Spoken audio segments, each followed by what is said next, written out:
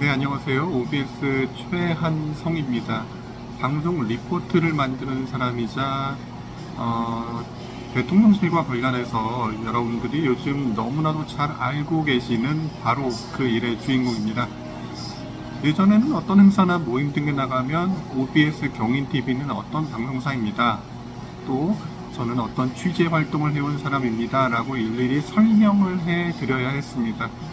하지만 요즘에는 최한성 기자라고 검색만 하면 수많은 기사와 글, 그리고 무엇보다 유튜브 영상과 쇼츠를 접할 수 있기 때문에 따로 긴 설명을 드릴 필요는 없을 것 같습니다.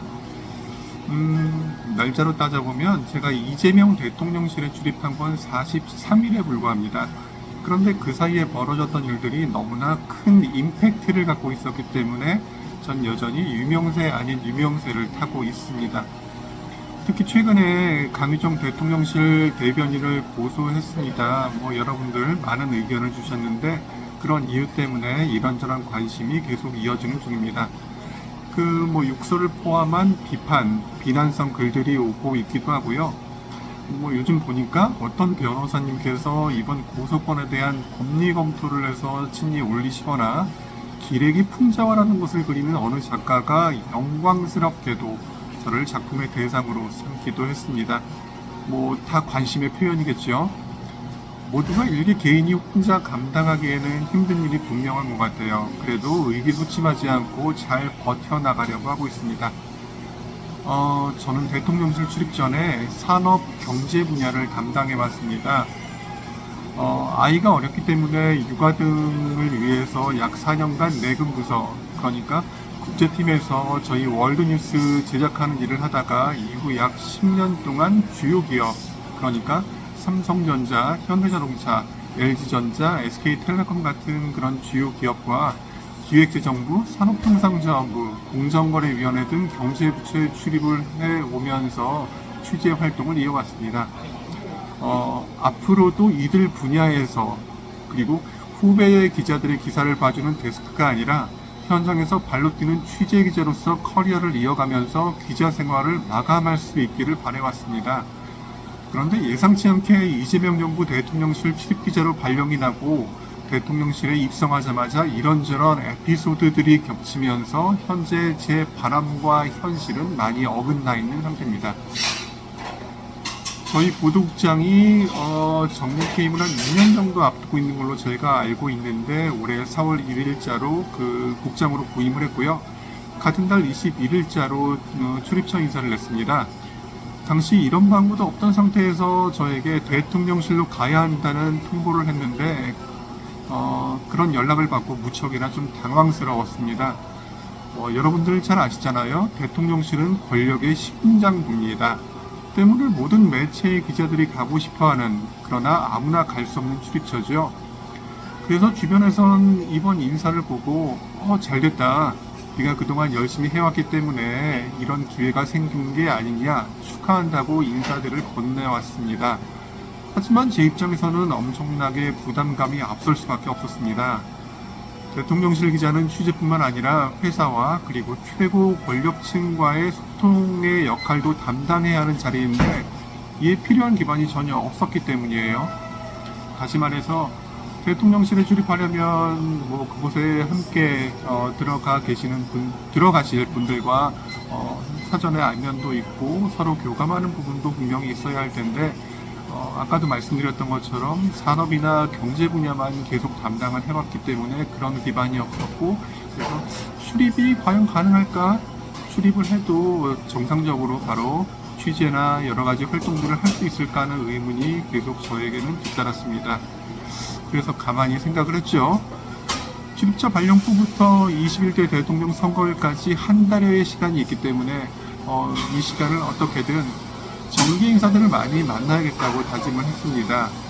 목적을 달성하기 위해 지금의 대통령, 그러니까 당시 더불어민주당 대선 후보였던 이재명 후보의 마크맨이 돼 직접 현장을 좀 뛰어다녀야겠다, 그런 생각을 했습니다. 후보 본인은 물론이고 후보를 수행하는 민주당 소속 의원들과 자연스럽게 안면을 익히면서 빨리 적응해 나갈 수 있을 거라고 하는 판단이 작용을 한 겁니다. 사실 마크맨은 저연차 기자들이 맡기 때문에 제가 한다고 하면 회사에서는 고맙다고 할 줄 알았어요. 그 연차에 그 어려운 일을 네가 맡아주겠다고 먼저 얘기를 하니 우리로서는 굉장히 고맙고 반갑다, 이런 반응을 보여줄 줄 알았는데 현실은 크게 달랐습니다. 대선에 대해서, 특히 이재명 후보에 대해 전혀 관심이 없는 듯 보였습니다. 현장 취재는 하지 말고 우리 카메라 기자들이 찍어온 영상들을 보면서 그냥 안진뱅이처럼 책상 위에서 죽어있는 리포트나 만들라는 그런 식의 얘기를 좀 들었습니다. 어떤 생각으로 데스크가 그런 지시를 내린 건지는 아직도 잘 모르겠어요. 저희 OBS 본사가 경기도 부천시 오정구에 있습니다. 그 옆에는 대주주인 영안모자도 함께 있습니다. 혹시 그 앞을 지나가 보신 분들은 아실 텐데 회사 앞 가로수들 사이로 아직도 여러 개의 새마을기가 걸려 있습니다. 이재명 후보에 대한 사실상의 무관심, 그리고 새마을기가 상징하는 그 무언가를 연관지어 보면 머릿속에 뭔가 그림이 그려지지 않을까 싶습니다.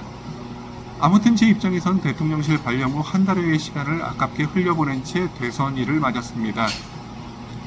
하지만 대선에서 이재명 후보가 승리하고 계엄과 탄핵으로 닫혔던 대통령실이 다시 열리게 됐지만 저의 대통령실 입성은 쉽지 않았습니다.